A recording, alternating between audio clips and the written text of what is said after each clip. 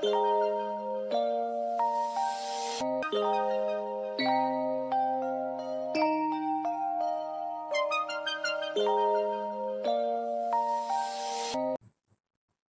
ఓం. ఈరోజు మనం తురీయం అనే ఒక స్థితి, దీన్ని సాంస్క్రిట్లో తురీయ అవస్థ అని కూడా అంటారు. అలాగే చతురీయం అని కూడా అంటారు. సుప్రీం అవేర్నెస్ అంటారు దీన్ని ఇంగ్లీష్లో. అంటే థాట్లెస్ అవేర్నెస్ అనమాట. అంటే ఏ ఆలోచన లేకుండా గమనంలో ఉండడం. ఇప్పుడు దీని గురించి చెప్పుకోవాల్సిన ఆవశ్యకత ఏంటంటే, మనం ఎప్పుడైతే మన మానసిక స్థితి ఈ తురియ స్థితికి, సాంస్క్రిట్లో చెప్పినట్టుగా తురియ అవస్థ, ఆ మానసిక స్థితిని మనం తురియ అవస్థలోకి ఉంచుకోగలిగితే అప్పుడు మనం చేసే ప్రతి పని కూడా నాణ్యవంతంగా, అదేవిధంగా అభివృద్ధి పదంలో తీసుకురావచ్చు. అది ఏ పనైనా, అది వృత్తి అయినా, పని అయినా, వ్యాపారమైనా, ఏదైనా కూడా. ఇందాక అనుకున్నాం సుప్రీం అవేర్నెస్ అని, అంటే ఫుల్ అవేర్నెస్లో ఉంటుంది. ఆ విధంగా మన యొక్క మానసిక స్థితిని తీసుకురావడానికి మనం ప్రయత్నం చేయడం కోసమే ఇప్పుడు ఈ తురీయం గురించి చెప్పుకుంటున్నాం. ఆధ్యాత్మిక సాధకులు కూడా ఈ తురీయ స్థితికి రావడానికే సాధనలన్నీ కూడా చేస్తారు. ఎందుకంటే ఇది ఒక ఆనంద స్థితి. ఇక దీని గురించి చెప్పాలంటే ముందుగా ఈ విషయం తెలుసుకోవాలి. మనకుండే అవస్థలు అంటే ఇక్కడ స్థితి అని, జాగృత అవస్థ, స్వప్నావస్థ, సుషుప్తి అవస్థ, ఈ 3 అవస్థలు. దీని తర్వాత తురీయ అవస్థ. ఇప్పుడు మనం చెప్పుకునేది దాని గురించి. ఈ 3 స్థితులు దాటిన తర్వాతనే ఆ తురీయ స్థితి అనేది అందుతుంది సాధన పరంగా. కాబట్టి ఈ 3 స్థితుల్ని అవస్థ త్రయ విచారణ అని వేదాంతం చెప్తుంది. మొదటిది జాగృతావస్థ అంటారు. జాగృతావస్థ అంటే ఇప్పుడు మనం మేలుకొని మన కార్యకలాపాలు చేస్తున్న స్థితి, ఇది జాగృతావస్థ. ఈ స్థితిలో మనం అన్నీ కూడా గమనించగలుగుతున్నామా? ఇప్పుడు థాట్స్ కూడా మన ప్రమేయం లేకుండా వస్తున్నాయి, కానీ ఆ థాట్స్ అన్నింటిని మనం గమనించగలుగుతున్నామా? ఇప్పుడు రోజుకి మనిషికి ఒక 60,000 థాట్స్ వస్తాయని అంటారు. 60,000 థాట్స్లో మనం ఎన్ని గమనించగలుగుతున్నాం? అసలు పూర్తిగా గమనించినట్లయితే మనకు అన్ని ఆలోచన కూడా రావు. అయితే ఆ మన మానసిక స్థాయిని ఆ తురీయావస్థ స్థాయికి తీసుకెళ్ళగలిగితే అప్పుడు ఏమి అవసరమో అంతవరకే ఆలోచిస్తాం. ఏ అనవసరంగా మన ప్రమేయం లేకుండా వచ్చే ఆలోచనలు అంటూ ఉండవు. అందుకని మన వ్యవహార శైలిలో మనం ఎంతో అభివృద్ధికి సోపానంగా మలుచుకోవచ్చు. కాబట్టి ఈ జాగృత అవస్థలో మనం ఇప్పుడు మేలుకొని మనం చేసే చర్యల్ని ఈ జాగృత అవస్థ స్థితి అంటారు. దీని తర్వాత స్వప్నావస్థ అంటే కళలు కనడం. ఆ కళలు నీ ప్రమేయం లేకుండానే వస్తున్నాయి, నీ గమనంలో లేవు. అవన్నీ కూడా మనం మేలుకున్న తర్వాత విచారించి చూస్తే అవి కళలే అని చెప్పేసి మనం కొట్టిపారేస్తాం. కానీ అవి మన గమనం లేకుండా జరుగుతూ ఉన్నాయి. ఈ జాగృత అవస్థలో అలాగే ఆలోచనలు మన ప్రమేయం లేకుండా జరుగుతున్నాయి. అలాగే స్వప్నావస్థలో మన ప్రమేయం లేకుండా జరుగుతూ ఉంది స్వప్నం అంతా కూడా. ఆ తర్వాత సుషుప్తి అవస్థ అంటే గాఢ నిద్ర. ఆ కళలో నుంచి ఆ నిద్రలో జారిపోతాం, గాఢ నిద్రలోకి. అంటే ఇంకా మనకి ఏం తెలియదు, డీప్ స్లీప్, ఏం తెలియదు. ఈ స్థితి మాత్రం అందరికీ ఒకటేగా ఉంటుంది. ఎందుకంటే గాఢ నిద్రలో ఏం తెలియని స్థితి, అది అందరికీ అనుభవం. జాగృత అవస్థలో ఒక్కొక్క అనుభవం ఒక్కో విధంగా ఉంటుంది. ఏ పనులు చేసేవాళ్ళు, ఏ కుటుంబానికి సంబంధించిన వాళ్ళు, ఏ పరిసరాలకు సంబంధించిన వాళ్ళు, వాళ్ళకు తగ్గట్టుగా ఉంటుంది.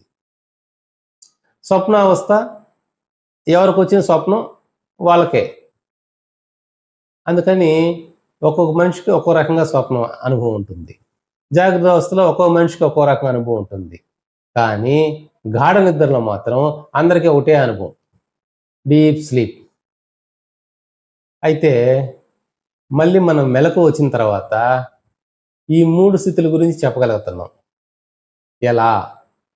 గాఢ నిద్రలో హాయిగా నిద్ర పట్టింది, మనసుకి హాయిగా ఉంది అని చెప్తున్నాం. కానీ గాఢ నిద్రలో నీకు అక్కడ మనసు పని చేయట్లా. అంటే ఆ గాఢ నిద్రలో నీ మనసు పని చేయనప్పటికీ గమనించేవాడు ఒకడు ఉన్నాడు. కాబట్టే నువ్వు నిద్రలేసి హాయిగా ఉంది, బాగా నిద్ర పట్టింది, ఎనర్జెటిక్గా ఉన్నాను దానివల్ల అని చెప్పగలుగుతున్నావు. అలాగే స్వప్నం వచ్చినప్పుడు నీకు ఆ స్వప్నం వస్తున్నట్టుగా, అంటే ఆ కళ వస్తున్నట్టుగా నీకు తెలియదు ఆ డ్రీమ్ స్టేట్ని. అయినప్పటికీ మెలకు వచ్చిన తర్వాత నాకు ఫలానా కళ వచ్చింది, ఫలానా కళలో ఈ విధంగా జరిగింది, లేదా ఆ కళలో భయంకరంగా కొంత జరిగింది, లేదా సంతోషంగా జరిగింది, ఈ విధంగా ఆ కళని చర్చిస్తుంటారు. కానీ ఆ కళ జరిగేటప్పుడు కళ వస్తున్నట్టుగా నీకు తెలియదు, కళ మాత్రమే తెలుసు. అంటే నిద్రలేసి నువ్వు చర్చిస్తున్నావు అంటే ఆ కళను కూడా గమనించేవాడు ఒక ఉన్నాడు. ఎలాగా గాఢ నిద్రని హాయిగా నిద్ర పట్టింది అని గమనించేవాడు ఉన్నాడో, ఇక్కడ కళను గమనించేవాడు కూడా ఒకడు ఉన్నాడు. అలాగే జాగ్రత్త అవస్థలోకి వస్తే ఉదయం ఇలా జరిగింది, మధ్యాహ్నం ఇటు జరిగింది, సాయంత్రం ఇటు జరిగింది, నిన్న ఈ విధంగా జరిగింది అని చెప్తున్నారు. అంటే దీన్ని అంతా కాకపోయినప్పుడు కొంతవరకు గమనించే శక్తి, గమనించేవాడు ఒక ఉన్నాడు. ఆ గమనించేవాడే తురీయం. అదే తురీయ స్థితి. అంటే నీ మనసే జాగృతావస్థగా కొంతసేపు ఉంటుంది, స్వప్నావస్థలో కొంతసేపు ఉంటుంది, అలాగే గాఢ నిద్రలోనూ ఉంటుంది. అదే గమనిస్తుంది. మరలా ఆ గమనించని తురీయ స్థితి. ఆ తురీయ స్థితి గమనించేవాడిగా నువ్వు ఎప్పుడూ ఉండాలి, ఆల్వేస్. అంటే గాఢ నిద్రపోయేటప్పుడు లేచిన తర్వాత చెప్తున్నావు హాయిగా ఉందని, స్వప్నంలో చెప్తున్నావు, అలాగే జాగ్రత్త అవస్థలో కూడా గమనించగలగాలి అన్నీ. ఎప్పుడైతే నువ్వు ఆ గమనించేవాడిగా ఉంటావో జాగ్రత్త అవస్థలో కూడా చేసేవాడిగా కాకుండా, అప్పుడు నీ చర్యలన్నీ కూడా నువ్వు గమనించడం మొదలు పెడితే నువ్వు చేసే అది ఏ ప్రొఫెషన్ అయినా, ఏ బిజినెస్ అయినా, ఏ వర్క్ అయినా ఎంతవరకు ఆలోచించాలో, ఎంతవరకు అవసరమో, అలాగే నీ అభివృద్ధికి అది నువ్వు చేసే ఆలోచన ఉపయోగపడుతుందా లేదా అన్న అవేర్నెస్లో నువ్వు వచ్చేస్తావు. అదే మనకి ఉపయోగము. ఈ తురీయ అవస్థలో మన యొక్క మానసిక స్థితిని తురీయ అవస్థ దాకా తీసుకురాగలగాలి. అలాగే ఈ తురీయ స్థితిలో ఉన్నప్పుడు నీకు ఆనందం అనేది ఒక ప్రవాహం లాగా నీ మనసుకి అందుతూ ఉంటుంది. మన యొక్క మానసిక స్థితి ఆ తురీయ స్టేట్ వరకు, అంటే ఆ తురీయ అవస్థలోకి తీసుకురావడానికి మనం ధ్యానము అనే పద్ధతిని అవలంబించాలి. ఆ ధ్యానంలో మనం ఏం చేస్తున్నాము? కళ్ళు మూసుకొని ఏకాంతంగా మీ ఆలోచనల్ని మీరు గమనిస్తూ ఉండాలి. ఎప్పుడైతే మీ ఆలోచనలు గమనిస్తూ వస్తాయో, ఏ అయితే అనవసరపు ఆలోచనలు ఉన్నాయో అవి తగ్గుతూ వస్తాయి. తర్వాత నీలో గమనించే శక్తి పెరుగుతూ వస్తుంది. అంటే నువ్వు చేసేవాడిగా నువ్వు ఉండవు, గమనించేవాడిగా ఉండవు.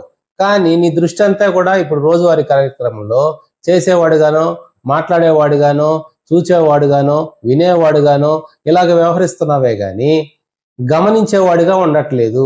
గమనించేవాడిగా పని చేస్తున్నావు, చేసేవాడిగా ఉంటున్నావు నిజానికి.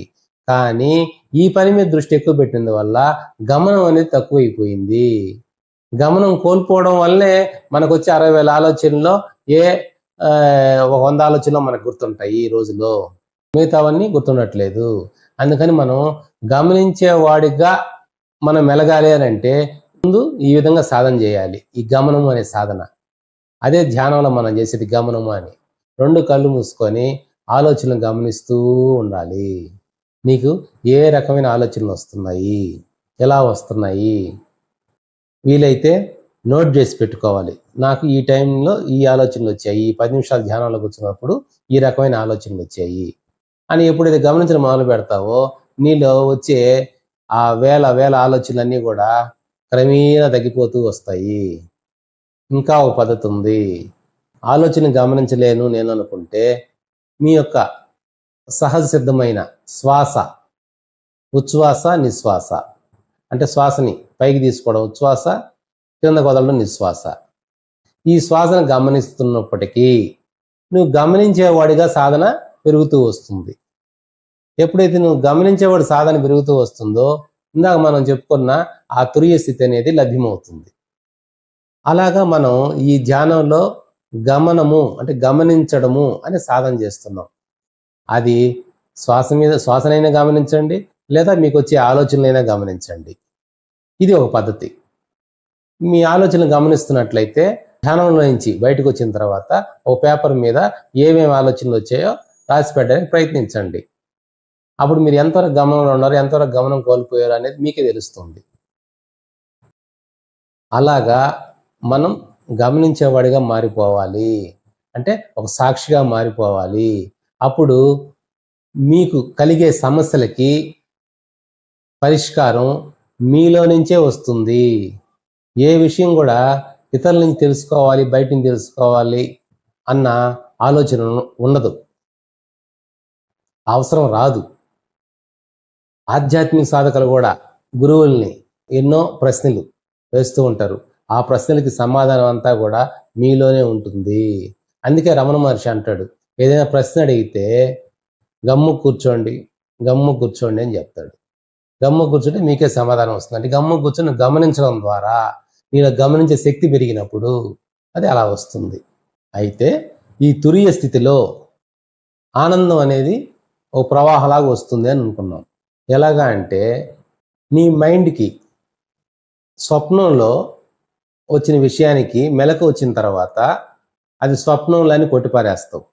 గాఢ నిద్రపోయిన తర్వాత అది హాయిగా ఉందని దాని విషయం పక్కన పెడతావు. అలాగే జాగ్రత్త విషయాన్ని కూడా అదే విధంగా పక్కన పెట్టాలి. నీకు సంబంధం లేదు, అది నీకు విడిగా జరుగుతుంది. ఈ స్వప్నావస్థ ఎలా నీకు విడిగా జరుగుతుందో, ఈ సుషుప్తి అవస్థ నీకు ఎలా విడిగా జరుగుతుందో, అలాగే నీ జాగ్రత్త అవస్థ కూడా నీకు విడిగా జరుగుతుంది అన్న విషయాన్ని నీవు గ్రహిస్తావు ఈ గమనంలో ఉండడం ద్వారా.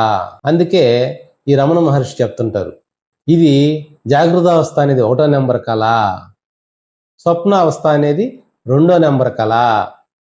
2 ఒకటే. ఈ దీర్ఘకాలం స్వల్పకాలం అంతే తేడా. ఇదేది కూడా నీకు సంబంధం లేదు. ఈ కళ వచ్చిన విషయం తెలుసు, కానీ మెలకు వచ్చిన తర్వాత ఆ కళకి నీకు సంబంధం లేదా అనే విషయాన్ని నువ్వు గ్రహిస్తావు. అదేవిధంగా ఈ తురియావస్థలో ఉంటే ఈ జాగృత అవస్థ అనే నిద్ర నుంచి కూడా మేలుకుంటావు. ఈ జాగ్రత్త అవస్థ అనేది కూడా నిద్ర లాంటిదే. ఎప్పుడైతే జాగ్రత్త అవస్థకి ఈ స్వప్నావస్థకి నువ్వు భిన్నంగా ఉండడం, ఈ రెండు కూడా నీకు సంబంధించినవిగా కావు అని నువ్వు గుర్తించడం, ఇది ఈ తురి స్థితిలో నీకు అనుభవం అవుతుంది. అందువల్ల ఇంకా జరిగే ప్రతి చర్యలకు కూడా దుఃఖం అనేది కానీ, భయం అనేది కానీ, రాగద్వేషాలు కానీ ఏది ఉండదు. అలాగే ఈ వ్యవహారాలు గడపడం కూడా, అంటే అది ఇందాక అనుకున్నట్లుగా వృత్తి విషయమైనా, వ్యాపార విషయమైనా, నీకు సంబంధించిన ఏ కార్యకలాపమైనా కూడా ఎంతవరకు అవసరమో అంతవరకే. అది కూడా ఒక అభివృద్ధి దిశగా నీవు సృష్టించుకోగలవు. అలాగే ఇప్పుడు అందరూ కూడా అంటారు కదా, బిజీ లైఫ్, బిజీ అని. ఈ సాధన చేయడానికైనా అడిగామనుకోండి, ధ్యానం చేయండి అయ్యా ఇట్లా మంచిగా ఉంటుంది అని. ప్రతి ఒక్కరు, అది స్టూడెంట్ బిజీయే, ప్రొఫెషనల్ బిజీయే, బిజినెస్ మ్యాన్లు ఎలాగో బిజీయే అని చెప్తుంటారు. ఇప్పుడు మీరు ఈ గమనించడం అనే సాధన చేసిన ద్వారా మీకు ఎంతో సమయం మీకు కలిసి వస్తుంది. అంటే ఏవేవి అనవసరాలో, ఏవేవి అవసరాలో మీరు గమనించడం ద్వారా క్షుణ్ణంగా అర్థమయ్యి మీరు ఇటువంటి ఆధ్యాత్మిక సాధనలు చేసుకోవడానికి, ఆధ్యాత్మిక విషయాలు వినడానికి, అలాగే కుటుంబంతో గడపడానికి అన్నిటికి కూడా మీకు సమయం చాలా మిగులుతుంది.